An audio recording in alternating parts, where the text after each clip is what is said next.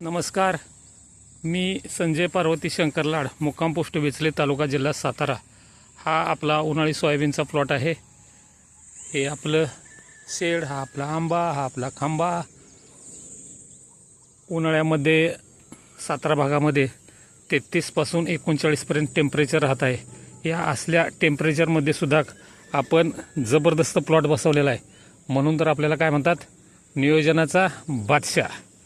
हे बघू शकता, एक नवीन प्रजाती आहे.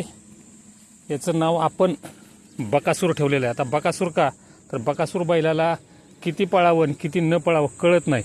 तसं या प्रजातीला किती फुटवे काढावे ते आणि किती मेन फांद्या काढाव्या त्या, किती उपफांद्या आणि किती शेंगा हे कळत नाही. म्हणून हिचं नाव बकासूर ठेवलेलं आहे. जबरदस्त प्रजाती आहे. उन्हाळ्यामध्ये या पद्धतीचं कॅरेक्टर घेऊन येत आहे. पावसाळ्यामध्ये याच पद्धतीचं किंवा याच्यापेक्षा जबरदस्त कॅरेक्टर घेऊन येऊ शकते. कुठलाही रोगराया नाही. फक्त याला डे फ्रेश आणि गुळाचं पाणी. एक रांजणेकर सरांनी आपल्याला सांगितलं होतं की एक प्लॉट माझ्यासाठी तुम्ही डे फ्रेशवरती घेऊन बघा. आपण त्यांच्या विनंतीला मान दिला आणि डे फ्रेश आणि गुळाचं पाणी याचा वापर करून हा आपण प्लॉट बसवलेला आहे. धन्यवाद.